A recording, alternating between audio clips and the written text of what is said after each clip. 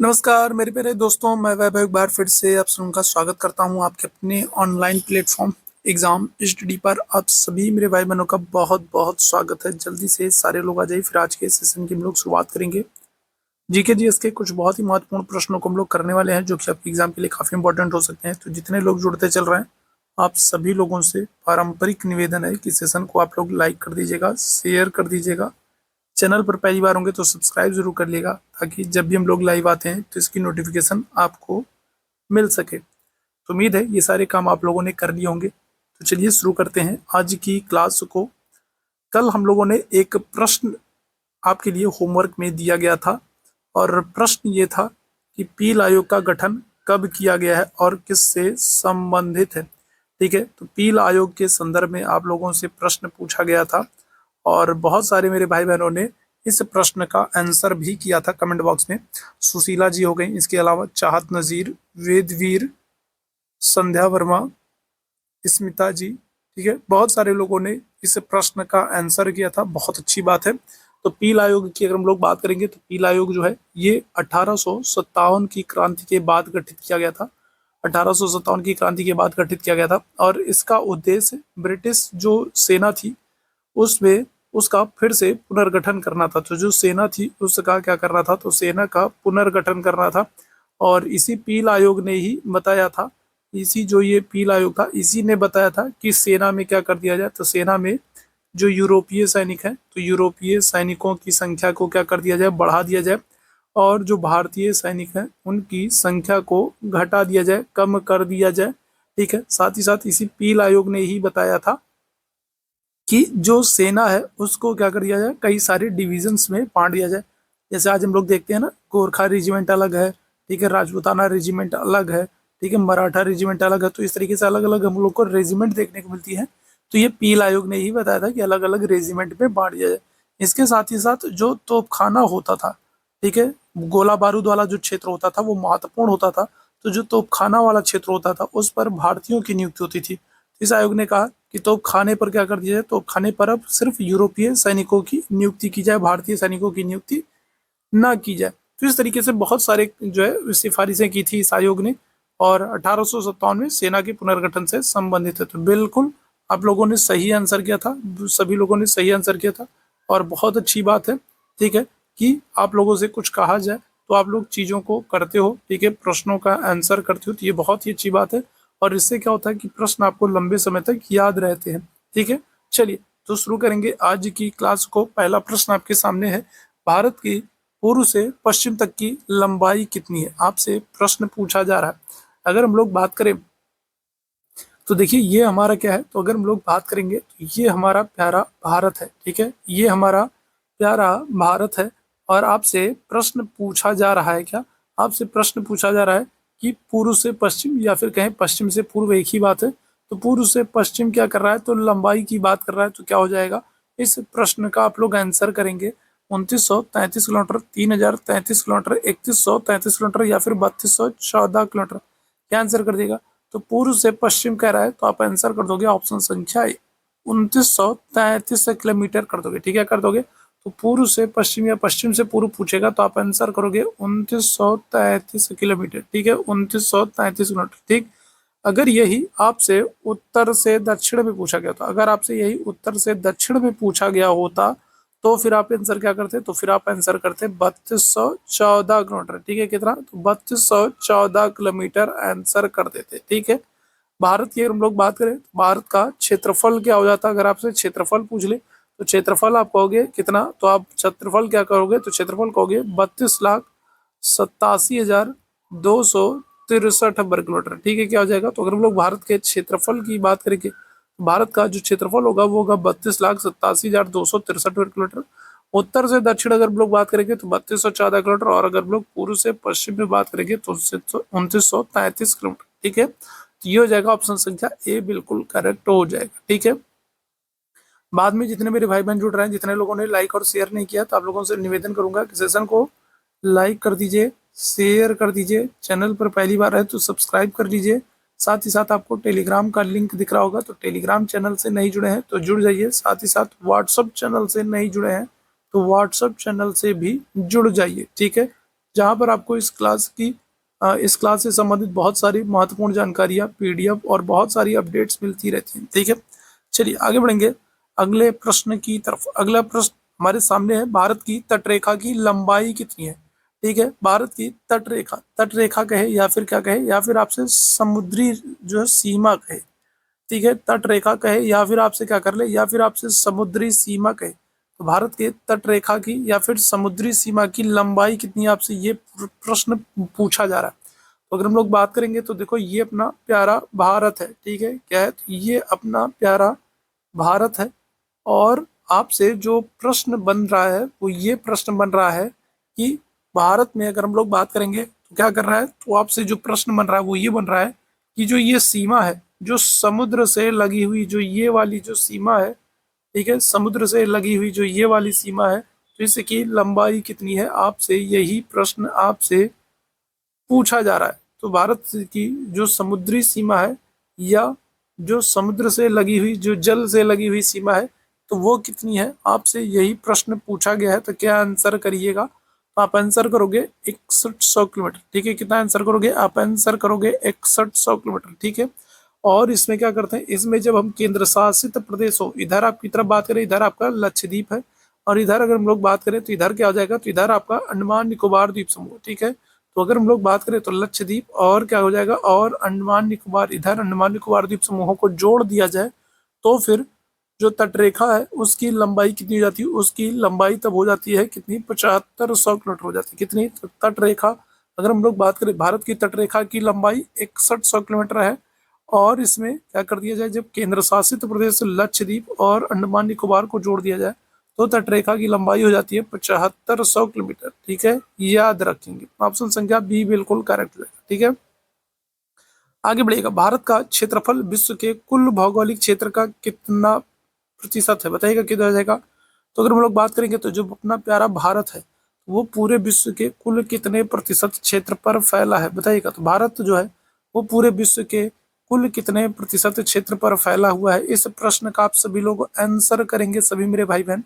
चलिए जल्दी से बताइएगा क्या हो जाएगा। तो भारत का जो क्षेत्रफल है वो विश्व के कुल भौगोलिक क्षेत्रफल का कितना प्रतिशत है, क्या आंसर करेंगे। तो अगर हम लोग भारत की बात करें तो देखो, भारत जो है वो अगर क्षेत्रफल की दृष्टि से बात किया जाए तो भारत जो है क्षेत्रफल की दृष्टि से क्या हो जाएगा, तो भारत क्षेत्रफल की दृष्टि से विश्व का कौन सा, तो विश्व का 7वां सबसे बड़ा, अगर हम लोग बात करेंगे तो भारत का जगह विश्व का क्षेत्रफल की दृष्टि से 7वां सबसे बड़ा देश है। जैसे अगर हम लोग बात करेंगे कौन कौन से हैं, तो पहले नंबर पर हम लोग बात करेंगे तो रूस, पहले नंबर पर रूस है। दूसरे नंबर पर हम लोग बात करेंगे तो कनाडा है। तीसरे नंबर पर हम लोग बात करें तो चाइना है। चौथे नंबर पर हम लोग बात करेंगे तो अमेरिका है। ठीक है, अमेरिका है। पांचवें नंबर पर हम लोग बात करें तो ब्राजील है। ठीक है, ब्राजील है। और छठवें नंबर पर हम लोग बात करें ऑस्ट्रेलिया है। ठीक है, क्या है, तो ऑस्ट्रेलिया है। ठीक है, और 7वां स्थान जो है वो अपने प्यारे किसका है, तो वो अपने प्यारे भारत का है। तो क्षेत्रफल की दृष्टि से अगर हम लोग बात करेंगे तो भारत जो है वो 7वें स्थान पर है।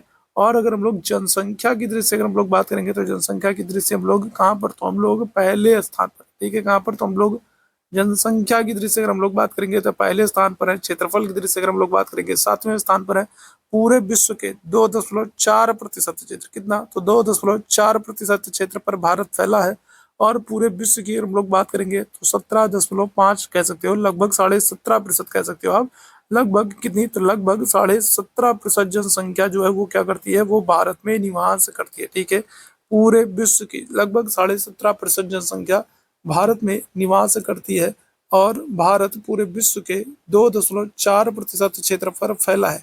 भारत क्षेत्रफल की दृष्टि से 7वां और जनसंख्या की दृष्टि से पहले स्थान पर है। ठीक है, चलिए आगे बढ़ेंगे अगले प्रश्न की तरफ। भारत के कुल क्षेत्रफल का कितना प्रतिशत पर्वतीय क्षेत्र समुद्र तल से 2135 मीटर या इससे अधिक ऊंचाई के अंतर्गत आता है। अब यहाँ पर देखिए, यहाँ पर आपको ऊंचाई भेद दे दिया है, आपको यहाँ पर ऊंचाई भेद दे दिया और बताना है भारत के कुल क्षेत्रफल का कितना प्रतिशत, ठीक है, कितना प्रतिशत भाग पर्वतीय क्षेत्र समुद्र तल से 2135 मीटर या उससे अधिक की ऊंचाई के अंतर्गत आता है। बताइएगा क्या हो जाएगा, चौथे प्रश्न का आंसर करेंगे। तो 18.6%, 27.7%, 43.68 या फिर 10.7%, क्या आंसर करेंगे। चौथे प्रश्न का करेक्ट आंसर हो जाएगा ऑप्शन संख्या डी 10.7%। यहाँ पर आपको ऊंचाई भी दे दिया, आप यहाँ पर देखिएगा, ठीक है, ऊंचाई भी मेंशन की गई। भारत के कुल क्षेत्रफल का कितना प्रतिशत भाग पर्वतीय क्षेत्र समुद्र तल से 2135 मीटर या इससे अधिक ऊंचाई के अंतर्गत है। ऊंचाई भी आपको मेंशन किया गया। यहाँ पर जो करेक्ट आंसर होगा वो होगा 10.7%। ऑप्शन संख्या क्या करेगा, तो डी आंसर कर दीजिएगा, ठीक है। आगे बढ़ेंगे अगले प्रश्न की तरफ। संपूर्ण भारत के कितने प्रतिशत भूभाग पर पर्वत और पहाड़ी क्षेत्रों का विस्तार पाया जाता है, बताइएगा तो क्या हो जाएगा। तो अब की बार देखिए क्या पूछ रहा है, अब की बार ऊंचाई नहीं दी गई है, अब की बार ऊंचाई नहीं दी गई, आपसे सीधे सिंपल सा पूछा जा रहा है कि भारत के कितने प्रतिशत क्षेत्र पर पर्वत और पहाड़ियों का विस्तार है, आपसे ये पूछा जा रहा है। सिंपल सीधे सा क्वेश्चन पूछा जा रहा है, अब की बार ऊंचाई मेंशन नहीं की गई। तो भारत के संपूर्ण भारत के कितने प्रतिशत भाग पर पर्वत और पहाड़ियों का विस्तार है, क्या आंसर करिएगा।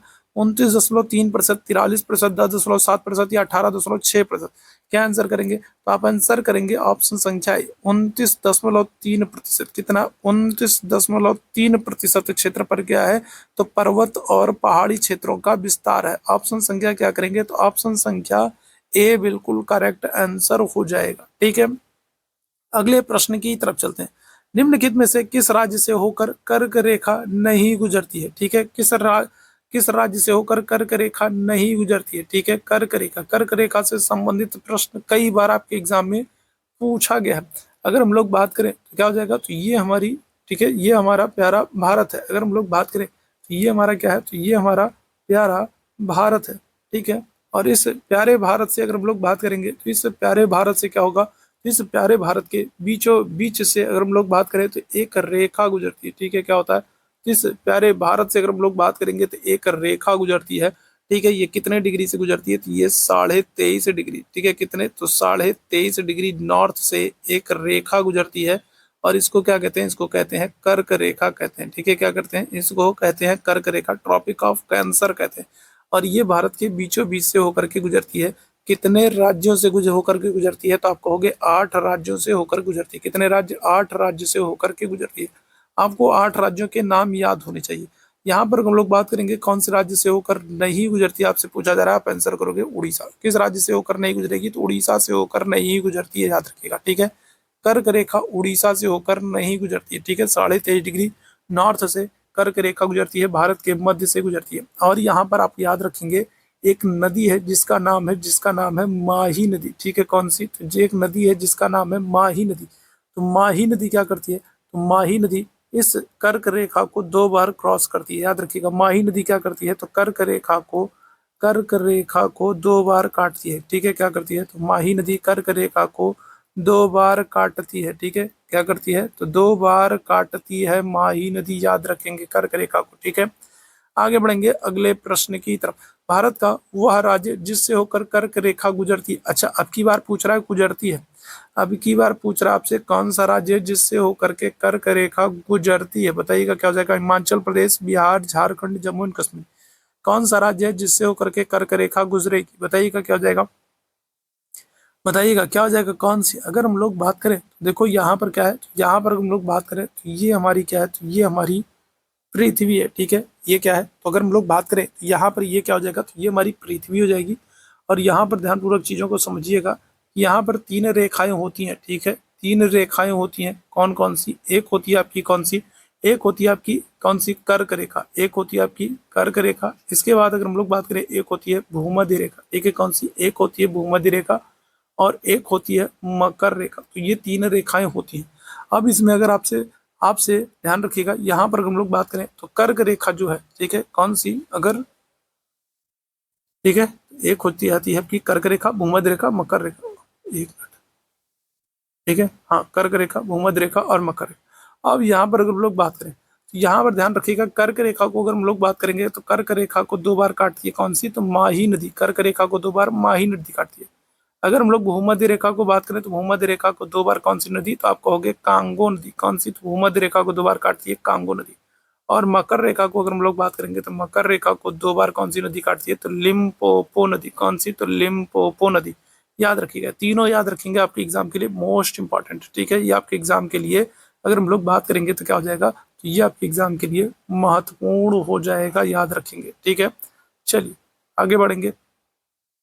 ठीक है, आगे बढ़ेंगे हम लोग। यहाँ पर हम लोग बात करेंगे, तो यहाँ पर क्या हो जाएगा, तो भारत का कौन सा राज्य है जिससे होकर कर्क रेखा गुजरती है? क्या आंसर करोगे आप लोग? तो आप लोग आंसर करोगे झारखंड। ठीक है, कहाँ से? तो झारखंड से होकर के क्या होती है, तो कर्क रेखा गुजरती। ठीक है, 8 राज्यों से होकर के गुजरती भी। लास्ट में मैं आप लोगों को नाम भी बताऊंगा। ठीक है, चलिए भारत का दक्षिणतम बिंदु कौन सा है बताइएगा, क्या हो जाएगा? तो भारत का दक्षिणतम बिंदु कौन सा है? Nariman point, Indira col, Calimere point या फिर इंदिरा पॉइंट? क्या हो जाएगा भारत का दक्षिणतम बिंदु? क्या है? देखिए, जब भी इस तरीके का प्रश्न पूछे तो देखो दो तरीके के प्रश्न यहाँ पर बन जाते हैं। एक तो आपसे पूछता है कि भारतीय भूमि में क्या करता है, तो एक तो आपसे पूछता है कि भारतीय भूमि में दक्षिणतम बिंदु, ठीक है, क्या करता है? तो एक तो आपसे पूछता है कि भारतीय भूमि में दक्षिणतम बिंदु कौन सा होगा। तो अगर भूमि में आपसे पूछेगा तो आप आंसर करोगे किसको? आप कहोगे कन्याकुमारी को। किसको कहोगे? आप कहोगे कन्याकुमारी को। अगर भारतीय भूमि में आपसे दक्षिणतम बिंदु पूछा जाएगा तो आप आंसर करोगे किसको? कन्याकुमारी को। ठीक है, इसी को क्या कहते हैं? इसी को कहते हैं केप कैमोरिन भी कहते हैं। ठीक है, क्या करते हैं? केप कैमोरिन भी कहते हैं। ठीक है, केप कैमोरिन भी कहते हैं। तो भारत में अगर भूमि में आपसे दक्षिणतम बिंदु पूछा जाएगा तो आप आंसर करोगे कन्याकुमारी, इसी को केप कैमोरिन भी कहते हैं। ठीक है, लेकिन अगर आपसे भारतीय सीमा में पूछा जाए, अगर आपसे भारतीय सीमा में पूछा जाए दक्षिणतम बिंदु, तो फिर आप आंसर क्या करोगे? आप आंसर करोगे इंदिरा पॉइंट को। ठीक है, किसको? इंदिरा पॉइंट को आंसर करोगे। इसी इंदिरा पॉइंट को ही हम लोग क्या करते हैं? इसी इंदिरा पॉइंट को ही हम लोग पार्सन पॉइंट भी कहते हैं। ठीक है, क्या करते हैं? इसी इंदिरा पॉइंट को ही हम लोग पार्सन पॉइंट भी कहते हैं। इसी इंदिरा पॉइंट को ही हम लोग लाहिचिंग पॉइंट भी कहते हैं। ठीक है, क्या करते हैं? तो लाहिचिंग पॉइंट भी कहते हैं। लाहिचिंग पॉइंट भी कहते हैं। ठीक है, इंदिरा पॉइंट को हम लोग इंदिरा पॉइंट, पार्सन पॉइंट, पाहिचिन जो है लाहिचिंग पॉइंट। ठीक है, और क्या हो जाएगा? और इसी को हम लोग पिगमेलियन पॉइंट, ठीक है, क्या करते हैं? तो इसी को हम लोग पिगमेलियन पिगमेलियन पॉइंट भी कहते हैं। ठीक है, क्या करते हैं? तो पिगमेलियन पॉइंट भी कहते हैं। तो ये सब याद रखेंगे। ठीक है, ये सब आप याद रखेंगे, Indira point, Parson point, Laiching point और पिगमेलियन पॉइंट के नाम से आते हैं। ठीक है, अब यहाँ पर प्रश्न में अगर हम लोग बात करें तो कहीं पर भी आपको कन्याकुमारी या केप कैमोरिन तो दिख नहीं रहा है, तो आप आंसर क्या करोगे? तो आप आंसर करोगे किसको? आप आंसर करोगे किसको? इंदिरा पॉइंट को। ठीक है, किसको? इंदिरा पॉइंट आप आंसर कर दोगे। ठीक है, याद रखिएगा। चलिए आगे बढ़ेंगे। गारो, खासी एवं जयंतिया पहाड़ियां संरचना एवं उत्पत्ति की दृष्टि से किसका भाग है बताइएगा, क्या हो जाएगा? तो गारो, खासी एवं जयंतिया पहाड़ियों की बात हो रही है और उत्पत्ति की दृष्टि से ये किसका भाग है? गारो, खासी और जयंतिया की अगर हम लोग बात करेंगे तो बताइएगा क्या हो जाएगा? तो गारो, खासी, जयंतिया जो है ये पहाड़ियां है और ये जनजातियों के नाम भी हैं। पहाड़ियों के नाम पर यहाँ रहने वाली जनजातियों का नाम रख दिया गया। तो ये जनजातियां आपको कहाँ पर मिलेंगी? पूर्वोत्तर की पहाड़ी, अराकोन योमा पर्वत, प्रायद्वीपीय पठार या फिर हिमालय पर्वत श्रेणी? क्या आंसर करोगे? गारो, खासी, जयंतिया। तो आपको पता है ये गारो, खासी, जयंतिया जो है ये आपको मेघालय में मिलेगी। ठीक है, कहाँ पर? तो गारो, खासी, जयंतिया जो पहाड़ियां हैं ये आपको मेघालय में देखने को मिलेंगी और इन्हीं पहाड़ियों में रहने वाली जनजातियों के कारण इन जनजातियों का नाम भी गारो, खासी, जयंतिया रख दिया जाएगा। और मेघालय में खासी पहाड़ी पर ही क्या हो जाएगा? तो खासी पहाड़ी पर ही आपको पता है सबसे अधिक वर्षा वाला स्थान है। खासी पहाड़ी पर क्या हो जाएगा? तो सबसे अधिक वर्षा वाला स्थान है कौन सा? मासिनराम। सबसे अधिक वर्षा कहाँ पर होगी? सबसे अधिक वर्षा जो होगी वो होगी कहाँ पर? तो मासिनराम में होगी। और मासिनराम कहाँ पर है अगर हम लोग बात करेंगे? तो मासिनराम कहाँ पर है? तो आप आंसर क्या करोगे? तो आप आंसर करोगे खासी पहाड़ी पर है, मेघालय में। तो गारो, खासी, जयंतिया जो पहाड़ियां ये किसकी? तो ये पूर्वोत्तर की पहाड़ी का हिस्सा, याद रखेंगे। किसका? पूर्वोत्तर की पहाड़ी का हिस्सा है। ठीक है, याद रखेंगे। ऑप्शन संख्या क्या हो जाएगा? ऑप्शन संख्या ए यहाँ पर बिल्कुल एकदम करेक्ट आंसर हो जाएगा। ठीक है, याद रखिएगा। चलिए आगे बढ़ेंगे अगले प्रश्न की तरफ। निम्नलिखित में से कौन सा तट पश्चिमी तट का भाग नहीं है? निम्नलिखित में से कौन सा तट पश्चिमी तट का भाग नहीं है? आपसे ये प्रश्न पूछा जा रहा है। देखो पश्चिमी तट की बात कर रहे हैं ना, तो देखो अगर हम लोग बात करें तो ये हमारा प्यारा भारत है। ठीक है, ये हमारा प्यारा भारत है। अब इस प्यारे भारत में अगर हम लोग बात कर लें, अगर इस प्यारे भारत में हम लोग बात कर लें तो इस भारत को क्या किया गया? 3 भागों में बांट दिया गया। ठीक है, क्या किया गया? 3 भागों में बांट दिया गया। ठीक है, अगर हम लोग इस वाले तट की बात करें तो इसको क्या कहते हैं? इसको कहते हैं कोंकण तट। ठीक है, क्या करते हैं? इसको कहते हैं कोंकण तट। इसको क्या कहते हैं? तो दूसरा वाला जो है इसको कहते हैं कन्नड़ तट। ठीक है, क्या करते हैं? कन्नड़ तट। और तीसरा वाला जो है इसको क्या करते हैं, इसको कहते हैं मालाबार तट। ठीक है, क्या करते हैं, मालाबार तट। ठीक है, पश्चिमी तट को हमने 3 भागों में बांट दिया, कोंकण तट, कन्नड़ तट और मालाबार तट। अब यहाँ पर कौन सा तट नहीं है तो क्या आंसर करोगे, तो अगर हम लोग बात करेंगे तो यहाँ पर आप आंसर करोगे किसको, कोरोमंडल तट को। ठीक है, किसको, कोरोमंडल तट को आप आंसर करोगे, ये नहीं होगा। काठियावाड़ तट कौन सा है, तो काठियावाड़ जो तट है ये गुजरात का पुराना नाम काठियावाड़। ठीक है, याद रखिएगा, गुजरात का पुराना नाम क्या है, गुजरात में ये हम लोग बात करेंगे काठियावाड़ तट है। तो ये भी आपका कहाँ पर हो जाएगा, पश्चिमी तट पर हो जाएगा। ठीक है, यहाँ पर हम लोग कोरोमंडल तट की बात करें तो कोरोमंडल तट जो है, ठीक है, वो कहाँ पर होगा, तो कोरोमंडल तट जो है वो यहाँ पर है। ठीक है, कहाँ पर है, तो कोरोमंडल तट यहाँ पर है, तमिलनाडु में। ठीक है, यहाँ पर क्या है, तो यहाँ पर है कोरोमंडल। ठीक है, कोरोमंडल। ठीक है, अगर हम लोग बात करेंगे तो यहाँ पर क्या हो जाएगा, तो यहाँ पर कोरोमंडल हो जाएगा। ठीक है, यहाँ पर याद रखिएगा क्या हो जाएगा, तो यहाँ पर कोरोमंडल तट है, कहाँ पर, तमिलनाडु में। ठीक है, याद रखेंगे। चलिए आगे बढ़ेगा अगले प्रश्न की तरफ। भारत के पूर्वी समुद्री तट को किस नाम से जानते हैं। अब भारत में क्या कर रहा है, अब की बार भारत में आपसे पूर्वी समुद्री तट की बात कर रहा है। ठीक है, क्या कर रहा है, तो आपसे भारत में पूर्वी समुद्री तट मतलब इधर की बात कर रहा है। ठीक है, इधर की बात कर रहा है। अगर हम लोग पूर्वी समुद्री तट की बात करें तो पूर्वी समुद्री तट को भी याद रखिएगा क्या किया गया, तो पूर्वी समुद्री तट को भी 3 भागों में बांटा गया। पूर्वी समुद्री तट को भी क्या किया गया, 3 भागों में बांटा गया। कौन कौन सा, तो आप आंसर करोगे कौन सा, तो आप आंसर करोगे एक तो उत्कल है, एक उत्कल है। दूसरा अगर हम लोग बात करेंगे कौन सा है, दूसरा उत्तरी सरकार है, दूसरा उत्तरी सरकार है। और तीसरा अगर हम लोग बात करेंगे कौन सा है, तीसरा कोरोमंडल। अभी हम लोगों ने बात किया था तमिलनाडु में कोरोमंडल तट, और तमिलनाडु कौन से, पूर्वी तट पर आता है।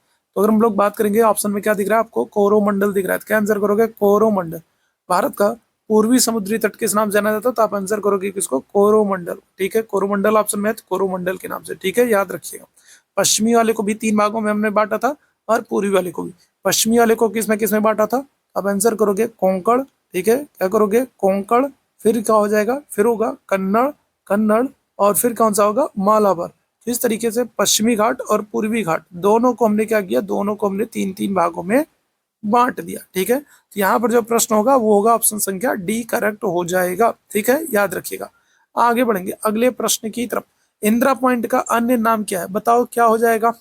इंदिरा पॉइंट का अन्य नाम क्या है, ये इंदिरा पॉइंट जो है ये आपको कहाँ पर देखने को मिलेगा, तो जो ये इंदिरा पॉइंट है, ये इंदिरा पॉइंट अगर हम लोग बात करें कहाँ पर हमको देखने को मिलेगा, तो ग्रेट निकोबार। ठीक है, कहाँ पर, तो ग्रेट निकोबार पर। ठीक है, ये इंदिरा पॉइंट जो है ये आपको कहाँ पर देखने को मिलेगा, तो आप आंसर करोगे ग्रेट निकोबार पर देखने को मिलेगा। और ये भारत का दक्षिणतम बिंदु है। ठीक है, क्या है, तो ये भारत का दक्षिणतम बिंदु है इंदिरा पॉइंट। और इंदिरा पॉइंट को हम लोग क्या करेंगे, तो हम लोग Parson point, Laiching point, Pygmalion point, इन सभी नामों से जानते हैं। तो ऑप्शन संख्या क्या आ जाएगा, ऑप्शन संख्या डी आंसर हो जाएगा। ठीक है, क्या आ जाएगा, ऑप्शन संख्या डी आंसर हो जाएगा, याद रखेंगे। ठीक है, चलिए आगे बढ़िएगा। कोंकण तट कहां से कहां तक विस्तृत है, बताएगा। कोंकण तट की बात होगी। ठीक है, किसकी, कोंकण तट की बात होगी। अब देखो यहाँ पर ध्यान से समझो। ठीक है, हम लोग किसकी बात कर रहे हैं, हम लोग कोंकण तट की बात कर रहे हैं। कोंकण तट हम लोगों ने किस किस तट पर बात की थी, पूर्वी या पश्चिमी, तो कोंकण तट हम लोगों ने पश्चिमी तट पर बात की थी। देखो गुजरात से लेकर के क्या हो रहा है, गुजरात से गोवा का जो तट है, ठीक है, कहाँ से, तो गुजरात से अगर हम लोग बात करें तो गुजरात से गोवा का जो तट है वो क्या होता है, वो कोंकण तट के नाम से जाना जाता है। ठीक है, किसके, तो कोंकण के नाम से, गुजरात से गोवा, कोंकण। ठीक है, गोवा से क्या होगा, तो गोवा से कर्नाटक तक का जो हिस्सा है वो क्या होता है, वो कन्नड़ तट। ठीक है, कौन सा, कन्नड़ तट। ठीक है, और कर्नाटक से केरल का जो हिस्सा है, कर्नाटक से केरल का जो हिस्सा है वो क्या होता है, तो वो अगर हम लोग बात करेंगे तो वो क्या हो जाएगा, तो वो हो जाएगा मालाबार। ठीक है, याद रखना, बहुत ही इंपॉर्टेंट है। ठीक है, अगर हम लोग गुजरात से गोवा तक बात करें तो क्या हो जाएगा, कोंकण होगा। गोवा से कर्नाटक तक अगर हम लोग बात करेंगे तो कन्नड़ होगा, और कर्नाटक से केरल अगर हम लोग बात करेंगे तो मालाबार होगा। ठीक है, अब आपसे पूछ रहा है कोंकण तट कहाँ से कहाँ तक विस्तृत है। ठीक है, तो यहाँ पर इस प्रश्न का जो सही आंसर होगा, आप देखोगे दमन जो है, तो अगर हम लोग दमन की बात करें तो दमन कहाँ पर, गुजरात में पड़ता है। और गुजरात से गोवा तक हम लोग कोंकण कह रहे हैं। दमन कहाँ पर पड़ता है, दमन गुजरात में पड़ता है। तो दमन से लेकर के गोवा का जो क्षेत्र है ये क्या हो जाएगा, तो गोवा जो है, गोवा से लेकर के दमन मतलब गुजरात का जो क्षेत्र है वो कोंकण क्षेत्र में आएगा। ऑप्शन संख्या क्या कर दोगे, ए आंसर कर दोगे। ठीक है, याद रखेंगे, क्या करेंगे तो ऑप्शन संख्या ए आंसर कर देंगे। ठीक, आगे बढ़ेंगे अगले प्रश्न की तरफ। लक्षद्वीप समूहों के द्वीपों की उत्पत्ति निम्नलिखित में से किस प्रकार से हुई है? लक्षद्वीप समूह की बात हो रही है। लक्षद्वीप समूह जो है उनकी उत्पत्ति किस प्रकार से हुई है? ठीक है, इस प्रश्न का आंसर करना है। बहुत ही अच्छा सा प्रश्न है, इस प्रश्न का आप सभी लोग आंसर करेंगे। ठीक है, तो अगर हम लोग बात करेंगे तो यहाँ पर आपको क्या हो जाएगा, तो अगर हम लोग यहाँ पर बात करेंगे भारत में, तो यहाँ पर आपको लक्षद्वीप समूह देखने को मिलेंगे। ठीक है, लक्षद्वीप की अगर आपसे क्या कर ले, अगर हमसे लक्षद्वीप समूह की क्या कर ले, आपसे राजधानी पूछ ले। ठीक है, लक्षद्वीप समूह की अगर आपसे राजधानी पूछ ले तो राजधानी आप आंसर क्या करोगे, तो आप आंसर करते हो कावर्ती या कारावर्ती। लक्षद्वीप समूह की राजधानी आप आंसर क्या करते हो, तो आप आंसर करते हो कावर्ती या कारावर्ती।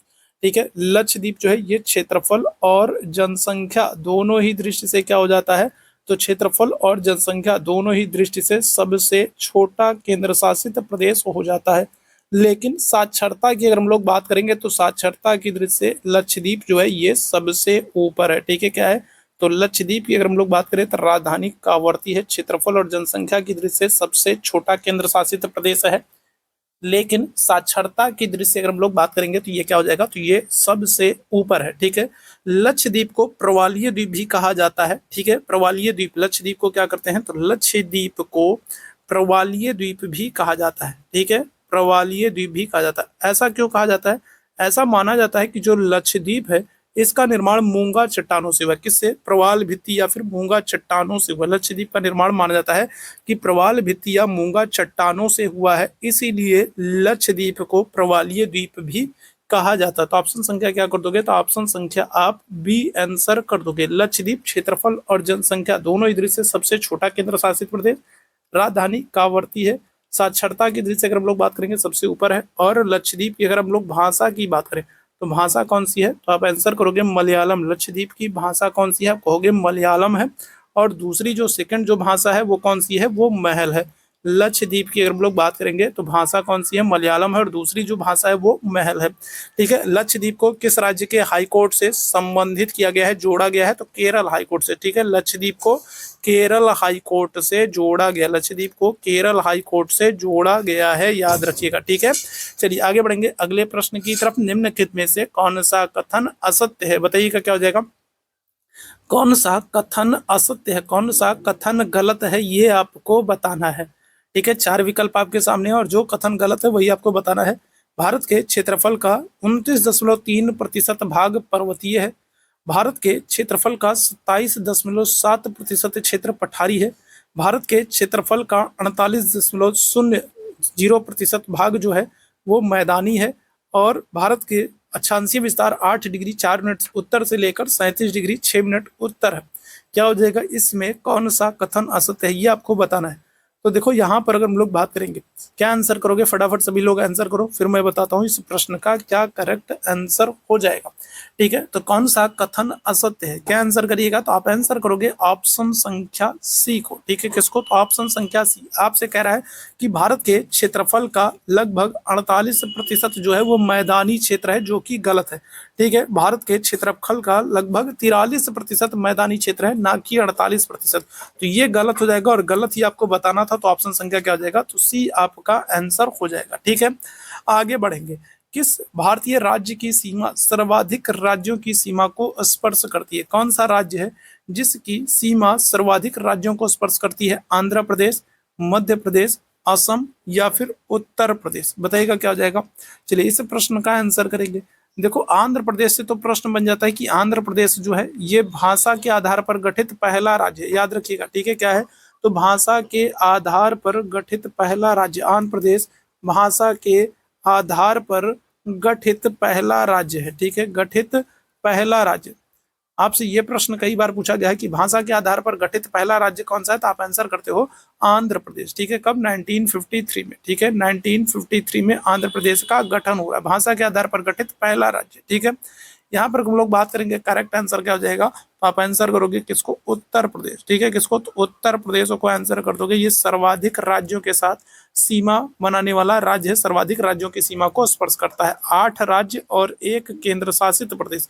कुल मिलाकर के 9 राज्यों की सीमा को स्पर्श करता है। ठीक है, 8 राज्य और एक केंद्र शासित प्रदेश, कुल मिलाकर के 9 राज्यों की सीमा को उत्तर प्रदेश स्पर्श करता है। ठीक है, तो ऑप्शन संख्या क्या हो जाएगा, तो डी आंसर करिएगा। ठीक है, भारत के निम्नलिखित में से किस राज्य की तटरेखा सबसे लंबी है, बताइएगा क्या हो जाएगा। अगर हम लोग बात करेंगे तो भारत की जो तटरेखा है, भारत के राज्य की जो भारत जो है इसकी जो तटरेखा है वो 6100 किलोमीटर। ठीक है, कितनी, 6100 किलोमीटर है।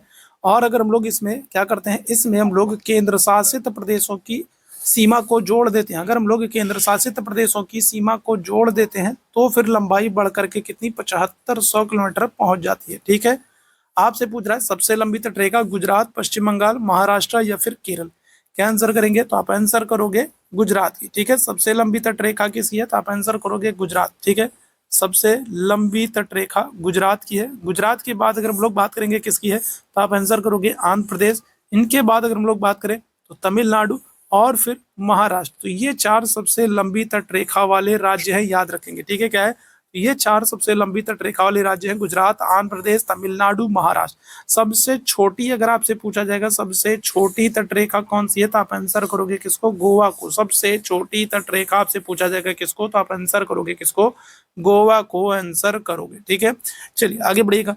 भारतीय राज्यों में से किस से होकर कर्क रेखा नहीं गुजरती, एक बार फिर से आपसे पूछ रहा है किस राज्य से होकर कर्क रेखा नहीं गुजरती, एक बार फिर से आपसे पूछ रहा है किस राज्य से होकर कर्क रेखा नहीं गुजरती।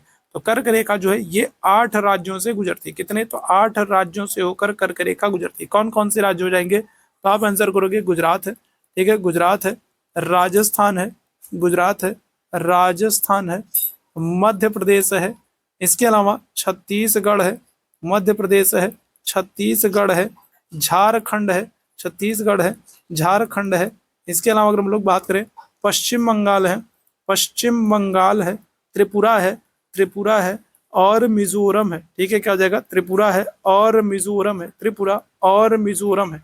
ठीक है, तो ये 8 राज्य हैं जिनसे होकर के गुजरती है। तो किससे होकर नहीं गुजरती, तो आप आंसर करोगे उत्तर प्रदेश। किससे, तो उत्तर प्रदेश से होकर के नहीं गुजरती। किससे, उत्तर प्रदेश से होकर के कर्क रेखा नहीं गुजरेगी। ऑप्शन संख्या बी बिल्कुल करेक्ट आंसर हो जाएगा। ठीक है, आगे बढ़िएगा। कौन सी अक्षांश रेखा भारत के मध्य से होकर के गुजरती है। ठीक है, तो कौन सी अक्षांश रेखा भारत के मध्य से होकर के गुजरती है, तो क्या आंसर करोगे, विषुवत रेखा, आर्कटिक रेखा, कर्क रेखा या मकर रेखा। तो क्या हो जाएगा, तो देखो अगर हम लोग विषुवत रेखा की बात करें तो विषुवत रेखा को ही 0 डिग्री अक्षांश रेखा कहते हैं। विषुवत रेखा को ही हम लोग क्या करते हैं, तो इसी को हम लोग 0 डिग्री अक्षांश रेखा कहते हैं। ठीक है, इसी को हम लोग क्या करते हैं, तो इसी को हम लोग भूमध्य रेखा भी कहते हैं। ठीक है, विषुवत रेखा को 0 डिग्री अक्षांश रेखा कहते हैं, विषुवत रेखा कहते हैं और भूमध्य रेखा कहते हैं। और ये क्या हो रही है, भूमध्य रेखा, भू मतलब जमीन, मध्य मतलब बीच से, मतलब पृथ्वी के बीच से गुजरती है। ये पृथ्वी के मध्य से गुजरती है, याद रखेंगे। ठीक है, अगर हम लोग मकर रेखा की बात करें तो मकर रेखा ये ऑस्ट्रेलिया के मध्य से गुजरती है। मकर रेखा की अगर हम लोग बात करें तो ये ऑस्ट्रेलिया के मध्य से गुजरती है, ऑस्ट्रेलिया के मध्य से गुजरती है मकर रेखा। ठीक है, यहाँ पर हम लोग बात करेंगे क्या हो जाएगा, कर्क रेखा। भारत के बीचों बीच से कौन सी रेखा, तो आप आंसर करोगे कर्क रेखा गुजरती है। ठीक है, कर्क रेखा, ऑप्शन संख्या क्या हो जाएगा, सी बिल्कुल करेक्ट हो जाएगा। ठीक है, आगे बढ़िएगा। कर्क रेखा भारत के कितने राज्यों से होकर के गुजरती है, आप आंसर क्या करोगे, आप आंसर करोगे 8 राज्यों से। कितने, तो 8 राज्यों से होकर के गुजरती है। भी मैंने आप लोगों को नाम भी लिख करके बताया है। ठीक है, अच्छा अगर आपसे भारत की मानक समय रेखा पूछे तो मानक समय रेखा जो है, भारत की मानक समय रेखा जो है तो वो कितने राज्यों से गुजरती है, तो भारत की मानक समय रेखा जो है वो है 82.5 डिग्री पूर्वी देशांतर। ठीक है, क्या होगा, तो 82.5 डिग्री पूर्वी देशांतर भारत की मानक समय रेखा है। और ये 5 राज्यों से होकर के गुजरती है। कितने, तो 5 राज्यों से होकर के गुजरती है। कौन कौन से राज्य हैं, आप आंसर करोगे उत्तर प्रदेश, मध्य प्रदेश, छत्तीसगढ़, छत्तीसगढ़, इसके अलावा उड़ीसा, उड़ीसा और आंध्र प्रदेश, याद रखिएगा। ठीक है, क्या होगा, तो अगर आपसे भारत की मानक समय रेखा पूछा जाए तो भारत की मानक समय रेखा 82.5 डिग्री पूर्वी देशांतर है। और ये 5 राज्यों से होकर के गुजरती है, उत्तर प्रदेश, मध्य प्रदेश, छत्तीसगढ़, उड़ीसा और आंध्र प्रदेश।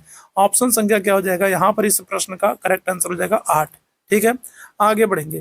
कौन सा द्वीप भारत और श्रीलंका के मध्य स्थित है, तो अगर हम लोग बात करेंगे तो देखो यहाँ पर हम लोग बात करें तो ये हमारा प्यारा भारत है। ठीक है, और यहाँ पर हम लोग बात करेंगे तो यहाँ पर क्या है, तो यहाँ पर श्रीलंका है। और भारत और श्रीलंका के मध्य में आपसे कह रहा है, ठीक है, क्या कर रहा है, तो आपसे भारत और श्रीलंका के मध्य में आपसे कह रहा है। तो बताइएगा क्या हो जाएगा, क्या आंसर करोगे, भारत और श्रीलंका के मध्य में आपसे बात हो रही है, तो आप आंसर करोगे किसको, आप आंसर करोगे रामेश्वरम को, ठीक है। रामेश्वरम ये भारत और श्रीलंका के मध्य में स्थित है। कौन से द्वीप पर स्थित है, तो आप आंसर करोगे पंबन द्वीप, ठीक है। क्या करोगे, भारत और श्रीलंका के बीच में रामेश्वरम स्थित है। कौन से द्वीप पर, पंबन द्वीप पर।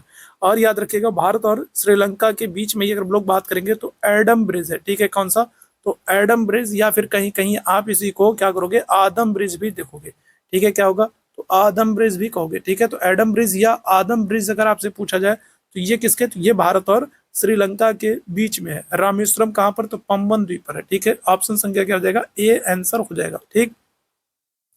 थार मरुस्थल कहाँ पर स्थित है, बताइएगा, थार मरुस्थल, बताइएगा क्या हो जाएगा, तो थार मरुस्थल गुजरात, राजस्थान, पंजाब, हरियाणा, बताइएगा क्या हो जाएगा, तो थार मरुस्थल कहाँ पर स्थित है, गुजरात, राजस्थान, पंजाब या हरियाणा। तो करेक्ट आंसर क्या हो जाएगा, आप आंसर कर दोगे ऑप्शन संख्या बी, ठीक है। क्या कर दोगे, तो ऑप्शन संख्या बी आंसर कर दोगे। थार मरुस्थल आपको राजस्थान में देखने को मिल जाएगा। ऑप्शन संख्या क्या आ जाएगा, तो बी बिल्कुल एकदम करेक्ट हो जाएगा, ठीक है। आगे बढ़ेंगे, दक्षिणी गंगोत्री क्या है, बताइएगा। इस प्रश्न का आंसर करेंगे सभी मेरे भाई बहन। दक्षिणी गंगोत्री क्या है, बताइएगा। तो दक्षिणी गंगोत्री भारतीय नौसेना का युद्धक जलपोत, उत्तरी ध्रुव में स्थापित भारतीय वैज्ञानिक अनुसंधान केंद्र, अंटार्कटिका में स्थापित भारतीय वैज्ञानिक अनुसंधान केंद्र, या फिर प्रायद्वीपीय भारत की एक नदी। तो क्या हो जाएगा, तो दक्षिणी गंगोत्री के संदर्भ में बात हो रही है। तो दक्षिणी गंगोत्री जो है, याद रखिएगा ये कहाँ पर, तो ऑप्शन संख्या सी आंसर करोगे। क्या करोगे, तो ऑप्शन संख्या सी करोगे, अंटार्कटिका में स्थापित भारतीय वैज्ञानिक अनुसंधान केंद्र, ठीक है। अगर हम लोग अंटार्कटिका की बात करें तो अंटार्कटिका को ही याद रखना दक्षिणी ध्रुव ही कहते हैं, ठीक है। क्या करते हैं, तो अंटार्कटिका को ही क्या करते हैं, तो दक्षिणी ध्रुव ही कहते हैं, ठीक है। तो अंटार्कटिका में भारत के 3 शोध केंद्र आपको देखने को मिल जाएंगे, ठीक है। कितने, 3 शोध केंद्र देखने को आपको मिल जाएंगे। कौन कौन से, तो आप आंसर करोगे दक्षिणी गंगोत्री, ठीक है, दक्षिणी गंगोत्री। साथ ही क्या होगा, साथ ही साथ मैत्री, मैत्री और क्या हो जाएगा, और भारती, ठीक है। दक्षिणी गंगोत्री, मैत्री, मैत्री और भारती। तो ये भारत के 3 शोध केंद्र आपको अंटार्कटिका में देखने को मिल जाएंगे। ऑप्शन संख्या सी बिल्कुल करेक्ट हो जाएगा, ठीक है। आगे बढ़िएगा, अगले प्रश्न की तरफ चलते हैं। न्यू मूर द्वीप कहाँ पर स्थित है, बताइएगा क्या हो जाएगा, तो न्यू मूर द्वीप कहाँ पर स्थित है, अंडमान सागर, अरब सागर, मन्नार की खाड़ी या फिर बंगाल की खाड़ी। न्यू मूर द्वीप कहाँ पर स्थित है, इस प्रश्न का आंसर करेंगे सभी लोग। न्यू मूर द्वीप कहाँ पर स्थित है, क्या आंसर करिएगा, फटाफट सभी लोग आंसर करेंगे। और जितने लोग अभी तक लाइक और शेयर नहीं किए हो, ठीक है, जितने लोग बाद में देख रहे हो, सभी लोग एक बार लाइक कर दीजिएगा, शेयर कर दीजिएगा। चैनल पर पहली बार है तो सब्सक्राइब जरूर कर लीजिएगा। आपको चैट बॉक्स में टेलीग्राम का लिंक दिख रहा होगा, टेलीग्राम चैनल से नहीं जुड़े होंगे तो जुड़ जाइएगा। साथ ही साथ आप लोग व्हाट्सअप चैनल से भी नहीं जुड़े होंगे तो वहां पर भी आप लोग जुड़ जाइएगा, ठीक है। करेक्ट आंसर इसका हो जाएगा ऑप्शन संख्या डी, बंगाल की खाड़ी, ठीक है। न्यू मूर द्वीप कहाँ पर स्थित है, तो आप आंसर करोगे कहाँ पर, तो आप आंसर करोगे ऑप्शन संख्या डी, ठीक है। क्या आंसर करोगे, तो ऑप्शन संख्या डी आंसर कर दोगे, बंगाल की खाड़ी। ऑप्शन संख्या डी बिल्कुल करेक्ट हो जाएगा, ठीक है। चलिए आगे बढ़ेंगे अगले प्रश्न की तरफ। निम्नलिखित में से कौन सा एक द्वीप है, ठीक है। तो दीव है, पांडिचेरी है, दादरा नगर हवेली या फिर दमन है। तो इनमें से कौन सा एक द्वीप है आपसे पूछा जा रहा है, बताइएगा क्या हो जाएगा, तो दीव, पांडिचेरी, दादरा नगर हवेली या फिर दमन। क्या आंसर करोगे, तो अभी तो आपको याद रखना है कि जो दादरा नगर हवेली है, ठीक है, क्या होगा, पहले तो ये अलग अलग था, दादरा नगर हवेली, दादरा नगर हवेली और दमन दीव, ठीक है, ये अलग अलग हुआ करते थे, ठीक है। लेकिन अभी क्या किया गया, तो अभी इन दोनों को मिलाकर एक कर दिया गया, ठीक है। पहले ये दोनों अलग अलग केंद्र शासित प्रदेश हुआ करते थे, लेकिन फिलहाल अभी इनको मिलाकर एक कर दिया गया, ठीक है। तो यहाँ पर जो एक द्वीप है वो कौन सा है, वो है दीव, ठीक है। क्या है, तो दीव जो है ये गुजरात में पड़ेगा और ये एक द्वीप है। ऑप्शन संख्या क्या हो जाएगा, ए बिल्कुल करेक्ट हो जाएगा, ठीक है। चलिए आगे बढ़िएगा। स्वतंत्रता से पूर्व कौन सा भारतीय क्षेत्र काला पानी के नाम से जाना जाता था। तो स्वतंत्रता से पहले अगर हम लोग बात करेंगे तो कौन सा क्षेत्र है जहां पर भारतीय सैनिकों को या फिर क्रांतिकारियों को काला पानी की सजा दी जाती थी। आपने मूवीज में सुना होगा, देखा होगा कि इनको काला पानी की सजा हो गई। तो काला पानी की जिसको सजा होती थी तो उन क्रांतिकारियों को या फिर उन सेनानियों को पकड़कर कहां पर छोड़ा जाता था, लक्षद्वीप समूह, अंडमान निकोबार द्वीप समूह, दीव या फिर कन्याकुमारी। क्या आंसर करोगे, तो आप आंसर करोगे ऑप्शन संख्या बी, अंडमान निकोबार द्वीप समूह। ठीक है, कहाँ पर? तो काला पानी की जो सजा है वो अंडमान निकोबार द्वीप समूह पर दी जाती थी। और याद रखेंगे यहीं पर क्या है, तो यहीं पर सेलुलर जेल भी है। ठीक है, कौन सी? तो सेलुलर जेल अगर हम लोग बात करें तो सेलुलर जेल जो है वो यहीं पर है, अंडमान निकोबार में सेलुलर जेल है, याद रखेंगे। ठीक है, ऑप्शन संख्या क्या आ जाएगा? तो बी आंसर हो जाएगा। ठीक, अगले प्रश्न का आंसर करिएगा। प्राचीन भारतीय भौगोलिक मान्यता के अनुसार भारतवर्ष किस द्वीप का अंग है? बताइएगा क्या आ जाएगा। तो अगर वो लोग बात करें प्राचीन भारतीय भौगोलिक मान्यता के अनुसार अगर भारतवर्ष की बात करेंगे तो ये किसका अंग है? कुश द्वीप का, पुष्कर द्वीप का, जम्बू द्वीप का या फिर कांच द्वीप का? तो क्या आंसर करोगे? तो आप आंसर कर दोगे जम्बू द्वीप का। ठीक है, किसका? तो भारत जो है वो जम्बू द्वीप का हिस्सा है। ऑप्शन संख्या क्या आ जाएगा? ऑप्शन संख्या सी बिल्कुल करेक्ट हो जाएगा। प्राचीन भारतीय भौगोलिक मान्यता के अनुसार भारत किसका अंग है? तो जम्बू द्वीप का हिस्सा है। ठीक है, आगे बढ़िएगा। सर्वप्रथम इंडिया शब्द का प्रयोग भारत के लिए किस भाषा में किया गया? तो बताइएगा सर्वप्रथम इंडिया शब्द का प्रयोग, ये बहुत ही महत्वपूर्ण है और आपके लिए कई बार ये प्रश्न आपके एग्जाम में कई बार पूछा जा चुका है। तो सर्वप्रथम इंडिया शब्द का जो प्रयोग है भारत के लिए किस भाषा में किया गया? फारसी, अरबी, उर्दू या फिर ग्रीक? क्या आंसर करोगे? तो इंडिया, इंडिया शब्द का जो प्रयोग है वो सबसे पहले किस भाषा में? तो अगर हम लोग बात करेंगे तो ग्रीक भाषा में। ठीक है, किसने? तो ग्रीक भाषा में, जो ग्रीक या यूनानी जो लोग थे उन्होंने इंडिया शब्द का प्रयोग सबसे पहले किया था। तो ऑप्शन संख्या क्या करोगे? तो ऑप्शन संख्या डी आंसर कर दोगे। ठीक है, तो ये आज का महत्वपूर्ण सेशन था। उम्मीद है आप लोगों को सेशन पसंद आया होगा। सेशन पसंद आया होगा तो सेशन को आप लोग लाइक करेंगे, शेयर करेंगे, चैनल पर पहली बार होंगे तो सब्सक्राइब जरूर करेंगे। और आज भी आप लोगों के लिए होमवर्क में एक क्वेश्चन है। ठीक है, आप लोग कमेंट करके मुझे बताएंगे, आप लोग मुझे कमेंट करके बताएंगे कि मंगोलिया में कौन सा मरुस्थल स्थित है। ठीक है, मंगोलिया में कौन सा मरुस्थल स्थित है ये आप लोग कमेंट करके बताइएगा। ठीक है, तो मंगोलिया में कौन सा मरुस्थल है ये आप लोगों को कमेंट करके बताना है। तो अभी के लिए हम लोग बस इतना ही करेंगे। चैनल को सब्सक्राइब जरूर कर लिएगा। थैंक यू सो मच आप सभी लोगों को मेरे साथ जुड़ने के लिए। गुड नाइट, शुभ रात्रि।